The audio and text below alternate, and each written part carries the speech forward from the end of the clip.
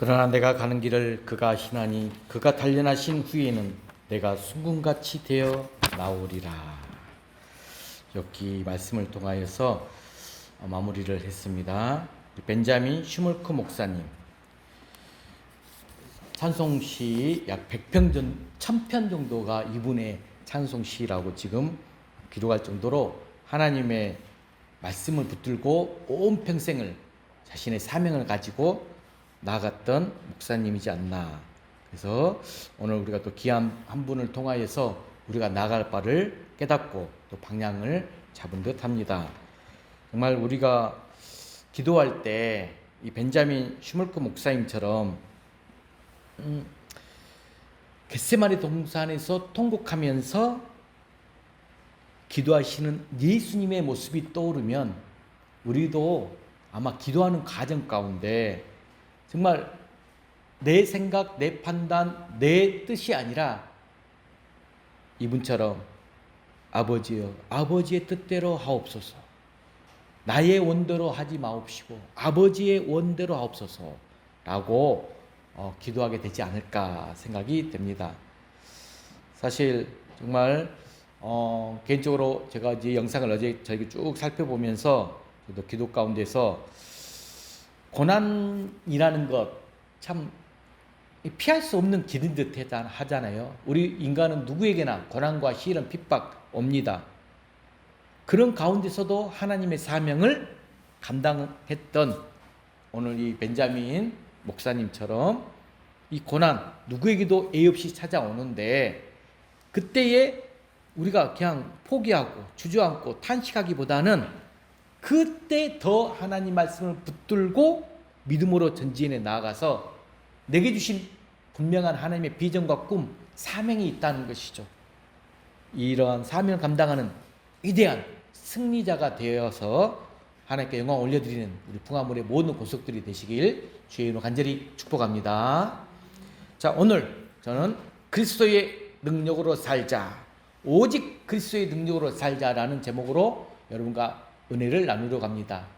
자, 여러분은 보통 평소에 무엇을 자랑하며 사십니까? 옛날 우리나라 사람들은 우리는 유교의 영향이잖아요. 그래서 겸양지덕의 가르침을 많이 들었어요. 그렇기 때문에 자신을 드러내고 자랑하는 것 여러분 굉장히 쑥스러웠어요. 할 수가 없어요. 그래서 자랑하고 싶은 생각이 굴뚝같이 들어도 우리 입에서 나오는 말은 보통 어르신들이 제가 뭐 자랑할 게 있나요? 이렇게 대답을 합니다. 제가 뭐 자랑할 게 있나요? 그런데 지금은 우리 아이들 너무 많이 달라졌죠? 세대가. 나를 알리는 시대라게요. 그런지 몰라도 자신이 잘하는 부분이 있으면 요즘은 당당하게 자랑을 말하고 합니다. 우리에게 자랑할 것이 있다면 여러분 그것이 무엇일까요? 대부분 사람들은 뭘 자랑하죠? 자녀가 잘 되는 것들을 큰 자랑거리로 여긴다라고 합니다. 그런데 오늘 말씀해 보면 우리의 상식을 완전히 뒤엎을 만큼 아주 그냥 보잘것없는 형편없는 것들을 이 자랑거리로 들고 나와서 자랑하는 한 사람을 만날 수 있습니다.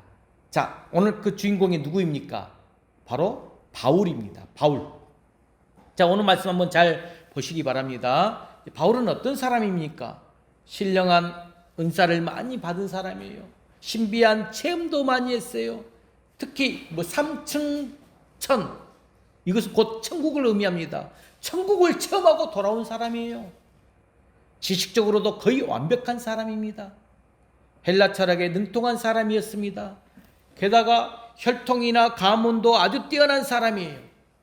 자, 이걸 기록한 구절이 빌립보서 3장 5, 6절에 나와 있어요. 자신을 이렇게 소개했어요. 자, 한번 읽어볼까요? 빌립보서 3장 5, 6절 시작. 나는 8일 만에 할례를 받고 이스라엘의 족속이요 베냐민 지파요 히브리인 중에 히브리인이요 율법으로는 바리새인이요 열심으로는 교회를 박해하고 율법의 의로는 흠이 없는 자라. 바울은 누구보다도 지금 이렇게 본인 소개할 만큼 자랑거리가 많았을 뿐만 아니라 지식적, 영적으로도 거의 완벽한 사람이었어요. 하지만 바울은 그런 내세울 만한 것들을 자랑하고 있는 것이 아니라 세상적으로 보면 별것 아닌 그런 것들을 자랑하고 있어요.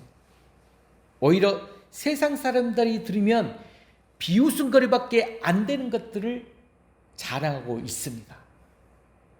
자, 당시의 시대적 현상을 좀 살펴봐야 되는데, 당시에 이 고린도 교회는, 지금 고린도 후서 전후서 말씀이잖아요.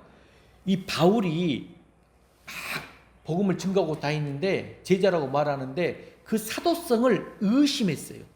그래서 그가 전하는 복음 가짜라고 매도하는 사람들이 있었습니다. 그들의 주장에 의하면 이 바울은 예수님의 제자가 아니다. 십자가와 부활도 목격하지 않았다. 그렇기 때문에 바울은 절대로 사도가 될 수 없다. 이런 주장을 했습니다. 오직 사도라는 것은 베드로를 비롯하여 그의 제자들만 해당되는 것이고, 그들이 전하는 복음이 참된 복음이고, 그러면서 그리 주장하면서 이 바울의 사도권을 결코 인정하지를 않았습니다. 그럴 때 바울이 자신은 하나님 앞에 부끄러울 것이 전혀 없는 제자라는 그 사실을 증명하기 위해서 전혀 다른 자랑거리를 주장하고 있는 내용이 오늘 본문입니다. 자, 그러면 우리는 오늘 말씀, 이 바울의 모습을 통해서, 그 바울의 모습 속에서 우리는 그리스도인으로서, 내가 그리스도인이잖아요. 우리는 어떤 가치관을 가지고 살아야 할까? 이걸 배워야 됩니다. 그러면 자, 바울의 자랑거리가 무엇인지, 자랑거리 여겼던 것이 무엇인지 하나하나 살펴보겠습니다. 자, 첫 번째, 바울의 자랑거리는 한번 읽어볼까요? 첫 번째, 시작. 바울은 하나님께 받은 은혜를 자랑했습니다. 하나님께 받은 은혜를 자랑했대요. 여러분, 바울에게 가장 핵심이 되는 신앙 고백 무엇인지 아십니까? 바울의 가장 핵심 되는 신앙 고백 아시는 분 말씀해 보세요. 바울 하면 이 신앙 고백이 떠올라야 되는데, 베드로 하면 어떤 신앙 고백이 떠오르시죠? 주는 그리스도시요 살아계신 하나님이시다. 바울 하면 나의 나 된 것은 하나님의 은혜로다. 따라해 봅시다. 나의 나 된 것은 하나님의 은혜로다. 여러분, 이 신앙 고백은 내 거로 삼아도 좋아요. 그렇습니다. 처음에는 바울도 자신이 하나님을 잘 믿는 사람인 줄 알았어요. 그리고 교회를 핍박하는 것이 하나님의 뜻인 줄 생각했어요. 그런데 어디에서? 다메섹 도상에서 예수님을 만났는데 그곳에서 완전히 바울이 무너지고 말았죠. 바울이 그렇게 미워하고 핍박했던 교회의 머리가 되신 예수님이 바울을 만나 주셨던 것이죠. 그 후로 바울이 완전히 새로운 시각으로, 새로운 관점으로 하나님을 바라보게 되었습니다. 여러분, 이게 우리 인생에 굉장히 중요해요. 인생을 살면서 내가 어떤 시각, 어떤 관점을 두고 나가는가, 믿음 안에서. 자, 지금 바울에게 임한 하나님의 놀라운 은혜였던 거죠. 바울은 자신이 만난 하나님에 대해서 어떤 고백을 했느냐? 사도행전 15장 4절 말씀의 고백처럼 이야기했습니다. 읽어봅시다. 사도행전 15장 4절 시작. 예루살렘에 이르러 교회와 사도와 장로들에게 영접을 받고 하나님이 자기들과 함께 계셔 행하신 모든 일을 말하매. 자, 이 말씀은 바울이 예루살렘에 들어갔어요. 들어가서 사도들과 교회의 지도자들 앞에 자신과 지금 함께 해 주시는 하나님, 그 하나님을 고백하고 있는 거예요. 지금 누가 함께 있다? 교회와 사도와 장로 다 영접받으면서 그곳에 하나님도 함께 계신다. 여러분, 이게 얼마나 큰 고백이냐. 우리 신앙생활 하면서 내가 만난 하나님, 어떤 하나님이 돼야 되느냐? 내가 살고 있는 이 삶 속에 현존하시는 분이다 이걸 지금 고백하고 있는 바울의 모습이에요. 여러분, 우리가 하나님을 믿는다고 말할 때 가장 핵심이 되는 내용이 뭘까요? 바로 내 삶에 현존하시는 하나님, 즉 지금도 내 삶에 함께 해주시는 그 하나님을 경험하면서 살아가는 거예요. 바울이 지금 함께 계셔 행하신 모든 일을 말한다. 여러분, 참된 신앙은 하나님 앞에서 이루어지는 것이에요. 다시 말하면 진정한 신앙은 내 삶의 현장에서, 즉 삶의 구석구석 보이지 않는 하나님의 그 임재를 느끼면서 살아가는 것을 의미합니다. 하나님의 임재를 느끼며 살아가는 것. 여러분, 이거 얼마나 설레이고 흥분된지 몰라요. 하나님이 나와 동행해 주시고 함께 해 주시고 인도해 주시고 지켜 주신 것을, 그 임재하심을 경험하신 분들은 와, 정말 신앙생활 할 맛 납니다. 또 우리가 설교를 듣고 있어요. 찬송을 부르고 있어요. 기도를 하고 있어요. 그때도 은혜를 받았다 이렇게 말하지 않습니까? 자, 여기서 은혜를 받았다 이 말은 무슨 뜻일까요? 그것은 내가 설교를 들을 때에 그 말씀이, 그 설교 말씀이 나에게 하나님의 음성으로 들려졌다는 말이 됩니다. 하나님의 음성으로 들려져요. 내가 찬송을 부를 때에 그 찬송을 통해서 하나님이 나와 함께 계심을 경험했다 이렇게 말하는 거예요. 내가 기도할 때에 하나님의 응답하심을 확신했다 이런 말이 되는 거예요. 저는 오늘 우리 찬양 솔직히 좀 뛰고 싶었어요. 마음속에서는 뛰어야 되는 찬양이야. 기도, 찬양, 복음 막 그러면서 할렐루야 해야 되는데 우리 교회 성도님들 얼굴 보니까 얼굴이 웃음이 나오는 게 아니라, 미소가 나오는 게 아니라 뭔 근심 걱정 다 짊어지고 와 계시는지 주님 앞에 나와서 입으로는 하나님을 찬양하고 있는데 이 마음으로는 뭔가 큰 이 무거운 짐들이 가지고 오신 것 같아서 참 마음의 기도가 되더라고요. 여러분, 오늘 바울처럼 하나님이 나와 함께 계심을 알고 늘 확신 가운데 살아가는 것, 그게 바로 참된 신앙이고 그것이 은혜를 받는 자의 삶이고 그것이 바로 믿음입니다. 그런 확신이 이 바울로 하여금 어떤 환경에서도 흔들리지 않고 당당하게 살아가게 해주는 원동력이 될 수 있게 되었던 것입니다. 자, 마지막 구절 한번 읽어볼까요? 사도행전 27장 23절에서 25절에 보시면 자, 바울의 고백이 또 하나 나오는데 한번 읽어봅시다. 사도행전 27장 23절 25절. 자, 화면을 보고 읽겠습니다. 시작.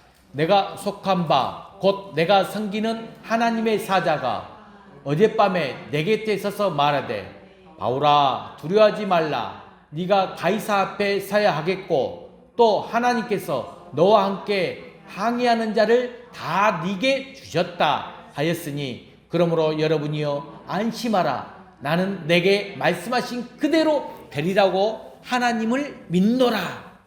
자, 이 말씀 가지고도 한 주제를 가지고 설교할 수 있는데 이 말씀은 간략하게 말하면 바울이 제수의 신분이 되었어요. 그래서 제수의 신분으로 배를 타고 로마로 지금 압송된 장면인데 그때 유라굴로라는 이 풍랑을 만나 배가 이제 거의 침몰하기 직전에 이르게 되었습니다. 배 안에 타고 있던 사람들 다 죽게 되었어요. 어떻게 해서라도 살기에 이 배에 있는 화물들, 집덩어리들 다 버리고 식량도 버리고 14일 동안이나 이 절망 가운데 있을 때에 바울이 했던 고백입니다.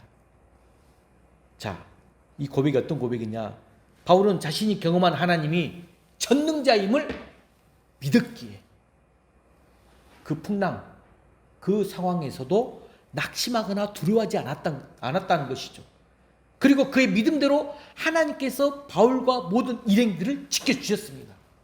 이런 하나님의 은혜가 바울에게 가장 큰 자랑거리가 되었다는 것이죠. 사랑하는 성도 여러분, 우리 그리스도인들에게 가장 큰 자랑거리가 뭐냐? 하나님께 받은 은혜라는 것입니다. 저도 개인적으로 저는 은혜라는 이 단어에 이 은혜라는 말 한마디가 제 가슴을 꽉 눌러요. 그래서 저는 이런 생각도 해봐요. 믿음도 하나님의 은혜다. 따라해 볼까요? 믿음도 하나님의 은혜다. 이덕선 이 목사, 너가 지금 이 자리 여기까지 어떻게 내가 하나님을 믿게 되었는가?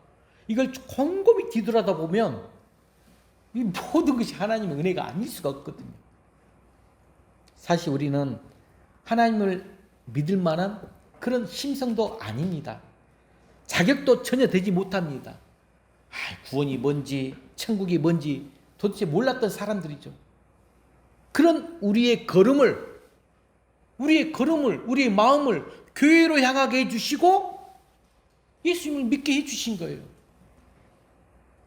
그러므로 다윗이 고백했던 것처럼 하나님이 나의 목자 되셔서 아무 부족함이 없도록 푸른 초장과 쉴만한 물가로 인도해 주시는 그 하나님의 은혜와 사랑이 우리 모두에게 가장 큰 자랑거리가 될 수 있기를 주의 이름으로 간절히 축복합니다. 자, 두 번째는 어떤 말이냐? 바울의 자랑거리가 두 번째는 읽어봅시다. 시작. 바울은 자신의 연약함을 자랑했습니다. 연약함. 자, 여러분, 여러분들도 혹시 숨기고 싶은 부분들 다 있지 않습니까? 다 있어요. 특히 나에게 약점은 자랑할 만한 것이 절대로 아니잖아요. 오히려 부끄러워서 감추고 싶은 것이 통례입니다. 바울에게도 숨기고 싶은 약점들이 있었어요. 어떻게 해서라도 떨쳐내버리고 싶은 컴플렉스가 있었어요. 자신을 고통스럽게 하는 질병이 있었죠. 그것을 바울은 뭐라고 불렀죠? 육체의 가시, 이렇게 표현하고 있어요. 그것이 바울을 너무 힘들게 했다는 뜻이죠. 육체의 가시. 그로 인해서 바울이 하나님께 3번이나 기도했어요. 정말 간절히 기도했던 것입니다. 그런데 하나님께서 바울의 그런 기도 들어주시고 고쳐주신 것이 아니라 오히려 내 은혜가 네게 족하도다. 이젠 내 능력이 약한 데서 온전해진다 라고 응답하셨던 것. 그게 바로 9절 말씀이죠. 바울은 평생 그 질병을 짊어지고 살아야만 했습니다. 그렇다고 바울이 정말 연약한 삶을 살았습니까? 절대로 그렇지 않아요. 바울은 누구보다도 강하게 살았어요. 왜냐하면 이 연약한 바울을 그리스도의 능력으로 강하게 해주셨기 때문에 하나님이 도와주시고 지켜주시고 인도해 주셨기 때문입니다. 자, 바울의 고백이 조금은 억지적인 면이 없지 않아 있습니다. 하지만 절대로 그렇지 않다는 것 우리는 또 금방 알 수가 있어요. 우리는 보통 강한 것 자랑하죠. 하지만 강한 것이 오히려 나에게 약점이 될 수 있다는 것 많이 있어요. 바울이 회심하기 전에는 여러분 어떤 사람이었죠? 아주 강한 사람이었어요. 내 생각하고 자기 생각하고 조금만 달라도 거부해버려요. 공격할 때에는 대상 그 사람으로 딱 기명하면 그대로 공격해버립니다. 미워하고 탄압하고 증오해버립니다. 여러분, 스데반 집사님이 돌에 맞아 죽는 것을 보고도 당연하게 생각했던 사람이 바울입니다. 그랬던 바울이 다메섹 도상에서 부활하신 예수님을 만나고 난 후에 이 싹은 나무 토막처럼 허무하게 무너지고 말았던 거죠. 이야기 하나 해볼까요? 하루는 노자가 제자들에게 약한 것이 강한 것보다 낫다. 어리석은 듯 슬기로운 것이 얌체같이 똑똑한 것보다 낫다. 라고 가르쳐 줬어요. 자, 그러자 한 제자가 아니 사람들은 모두 강한 것을 더 좋아하지 않습니까? 하고 물었습니다. 그러자 노자가 강하면 부러진다.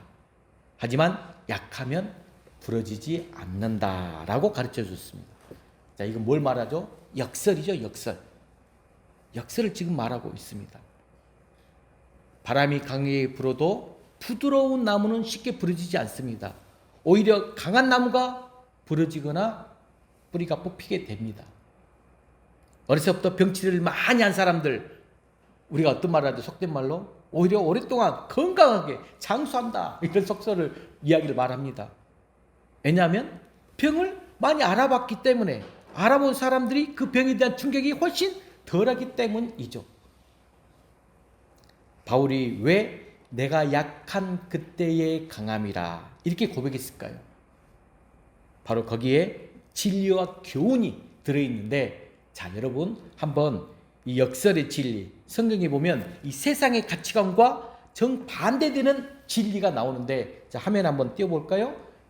이런 진리들 여러분 들어봤을 거예요. 자, 한번 읽어볼까요? 시작. 높아지고자 하는 자는 낮아져라. 누구든지 네 오른쪽 뺨을 때리거든 왼쪽 뺨도 돌려대라. 속옷을 가지고자 하는 자에게 교독까지 벗어주라. 미련한 자를 택해서 지혜로운 자들을 부끄럽게 한다. 없는 자 같으니 남을 부유하게 하는 자로다. 징계를 받는 자 같으니 축복을 받는 자로다. 이게 지금 역설적 진리예요. 이처럼 기독교 진리는 세상의 가치관과 완전히 다른 또 다른 진리라는 거예요. 혹시 이렇게 사는 분 계십니까? 속옷 가지고 하라니까 궤도까지 벗어주고, 오른밥 때리니까 왼밥도 때리라고 들이대고, 징계를 받은 자 같은데 축복을 받은 것 같고, 오늘 말씀에서도 보시면 약한 자 같으나 실상은 강한 자다라고 말씀하고 있는 거예요. 이처럼 신앙은 모든 것이 신비 그 자체예요. 신비 그 자체. 사람의 머리로는 이해할 수 없는 일들이 너무 많습니다. 저는 개인적으로 이런 것들을 너무나 맛보고 살기 때문에 막 보여주고 싶어. 하나님의 살아계신 거, 하나님의 섭리를. 신비로움이 너무 많거든요. 세상 사람들이 볼 때에 고난이 고난일 뿐이요, 실패가 실패일 뿐이지만 믿음의 눈으로 보면 절대로 그렇지 않다는 거예요. 고난이 오히려 축복이 되고 실패가 오히려 성공이 됩니다. 질병이 오히려 나에게 위로가 되고 감사가 돼요. 왜 그럴까요? 여러분 이사야 40장 29절 말씀 한번 볼까요? 이사야 40장 29절 읽어봅시다. 시작. 피곤한 자에게는 능력을 주시며 무능한 자에게는 힘을 더하시나니, 이렇게 말하고, 또 이사야 35장 3절 시작. 너희는 약한 손을 강하게 하며 떨리는 무릎을 굳게 하며. 약한 손도 강하게 해주시고 떨리는 무릎도 굳게 해준다고 했어요. 여러분, 연약한 사람이 더 많은 은혜를 받을 수가 있어요. 연약한 자가 은혜를 더 많이 받아. 왜 그럴까요? 내 자신의 연약함을 알기 때문에 그 연약으로 인해 하나님을 다 의존하기 때문입니다. 자신의 약점을 아는 사람이 더 많은 기도를 하기 때문이죠. 기도를 많이 하는 사람에게 하나님이 가까이 해주신 것, 이건 당연한 일 아니겠습니까? 그래서 하나님이 겸손한 자에게 더 큰 은혜를 베풀어 주신다 라고 말씀하고 있는 것입니다. 여러분, 이 사람과 짐승의 차이점이 뭘까요? 다른 점이 있어요. 짐승은 약한 새끼들 도태를 시켜버립니다. 강한 것들만 살려서 키워내요, 짐승은.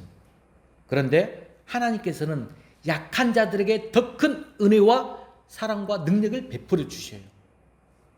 이것이 하나님의 특별한 사랑이 아니고 뭐겠습니까? 그리고 우리는 하나님의 형상대로 지음받은 사람들이라는 것. 여러분, 무엇을 자랑하고 싶습니까? 여러분 혹시 생각난가 모르는데 오래전에 신문에 이런 기사가 난 적이 있어요. 은행 대출금을 갚기 위해 대출금이 워낙 많이 쌓였어. 그래서 잘 알고 지내는 학생을 납치해버렸어요. 그래서 금품을 빼앗고 몸값을 요구했다가 붙잡힌 사건이 있었습니다. 경찰 조사 결과 그 학생이 잘하는 친분인 학생인데 평소에 어떤 학생이 있느냐, 우리 집에는 돈도 많고 정말 있는 다 풍부하게 살 수 있다, 집에 뭐가 많이 있다, 이렇게 자랑을 했다는 것이죠. 돈을 자랑한 그것이 결국 무서운 범행을 불러오게 되었던 것이죠. 여러분, 허탄한 것들을 자랑하면 그것을 하나님이 언제 가져가실지 모르기 때문에 항상 우리 조심해야 됩니다. 시편 36편에도 보게 되면 악인들은 자신의 죄악을 자랑한다. 시편 36편 말씀에 악인들은 자신들의 죄악을 자랑한다고 했어요. 우리가 살고 있는 세상도 보면 정말로 아무것도 아닌 것을 자랑하는 사람들이 얼마나 많습니까? 어떤 사람들은 자기 신이 가지고 있는 자기의 힘을 자랑합니다. 목욕탕에 가보면 어떻습니까? 몸에 그려진 문신을 자랑하는 사람들이 있어요. 영웅담을 늘어놓으면서 자기를 과시하는 사람들 있습니다. 어떤 사람들은 입에도 담기도 부끄러운 이야기를 자랑스럽게 하는 사람들도 있습니다. 하지만 그런 사람들은 한번 엎드려지면 다시는 일어설 수 없게 된다는 말씀입니다. 여러분, 우리는 어떻습니까?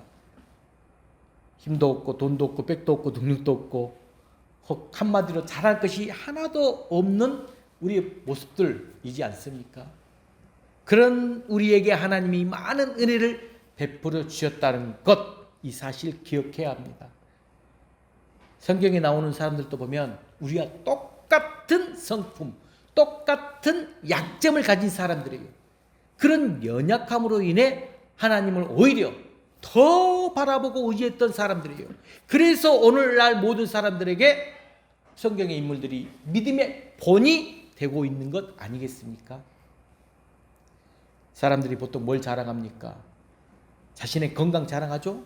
자신의 외모 자랑하죠? 자신이 잘나고 똑똑한 것 자랑합니다. 단점보다 장점을 자랑합니다. 약점은 될 수 있으면 감추려고 하죠. 그런데 바울은 오히려 약한 것들을 자랑하고 있다는 것. 기도 응답도 없고 고통도 계속되고 달라진 것 아무것도 없는데도 불구하고 바울은 크게 기뻐하고 있어요. 도리어 내가 크게 기뻐함으로 나의 여러 약한 것들에 대하여 자랑한다 라고 했습니다. 그런데 다 이해할 수 없는 부분이, 자, 오늘 본문 10절 말씀 한번 읽어볼까요? 정말 이해할 수 없는 부분이 여기 하나 나와요. 읽어봅시다. 시작. 그러므로 내가 그리스도를 위하여 약한 것들과 능욕과 궁핍과 박해와 공고를 기뻐하노니 이는 내가 약한 그때의 강함이라. 자, 여기서 보면 자신의 삶 속에서 가장 좋지 않은 부분들만 지금 골라서 말하고 있어요. 그래서 그리스도를 위해서 그것을 오히려 기뻐한다. 즉 보면 약한 것들, 능욕과 궁핍과 박해와 공고, 이걸 기뻐한다고 지금 말하고 있어요. 여러분, 이게 이해가 됩니까? 누구를 위해서라겠죠? 바로 그리스도를 위해서. 내가 그리스도를 위하여. 그렇다면 우리는 어떻습니까? 바울처럼 나의 연약한 부분을 정말 자랑하고 감사해 보신 적 있습니까? 절대로 쉬운 일 아니에요. 하지만 우리가 하나님의 섭리를 알고 하나님의 주권을 인정하면 얼마든지 언제든지 가능할 수가 있어요. 그것을 깨닫게 되는 것이 바로 은혜이고, 그런 은혜를 알고 누리는 것이 바로 축복인 거예요. 하나님께서는 저와 여러분을 있는 그대로 사랑해 주십니다. 내가 가지고 있는 약점 하나도 부끄러워하지 마십시오. 그럴수록 하나님을 더 찾고 의지하시길 바랍니다. 그럴 때 우리가 그 약점으로 인해 더 큰 은혜와 더 큰 축복을 누리게 될 줄로 믿는 우리 부하는 모든 성도가 되길 주의 이름으로 간절히 축복합니다. 자, 마지막 세 번째입니다.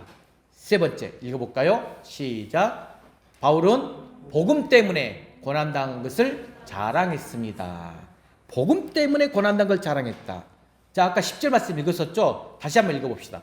10절 시작. 그러므로 내가 그리스도를 위하여 약한 것들과 능력과 궁핍과 박해와 공고를 기뻐하노니 이는 내가 약한 그때의 강함이라. 자, 당시의 성도들은 지금 우리하고는 전혀 다른 환경에서 신앙생활을 했어요. 이 당시의 시대는 어떤 시대냐? 로마 식민지 지배를 받고 있는 나라였어요. 와, 우리도 일제 지배를 받았잖아요. 그 당시와 비교가 똑같아요. 그래서 그들이 예수님을 주라고 시인하는 것, 로마 황제를 거역하는 행위였어요. 당시의 성도들 목숨을 걸고 예수를 믿어야 되었다는 거죠. 그래서 그들이 믿음이 더 값지고 귀하다는 것이죠. 달라요, 달라. 금보다도 더 빛나고 다이아몬드보다 더 강한 것이 바로 믿음이라고 말씀하고 있는 것입니다. 그들이 그런 신앙을 가지게 된 배경이 어떻게 그들이 그렇게 신앙을 가질 수 있었을까? 바로 바울의 역할이 굉장히 컸어요. 왜냐하면 거기에는 복음을 위해 생명도 아끼지 않는 바울의 헌신이 있었기 때문입니다. 얼마든지 더 편하게 그냥 내 마음대로 누리면서 살 수도 있는데 무엇이 그들을 그렇게 만들었을까? 바로 목숨을 걸게 하고 그런 무모한 행동을 하게 했을까? 그 이유는 딱 한 가지, 바로 이 복음의 생명이 들어있다, 이걸 알았기 때문에 그래요. 복음의 생명이 들어있음. 그 생명이 바로 누구다? 예수 그리스도이다. 예수님을 만나면 예수님을 위해 사는 것을 가장 큰 기쁨으로 여겼습니다. 예수님 때문에 겪는 고난 더 자랑스럽게 생각했습니다. 게다가 예수님을 위해 순교까지도 각오했습니다.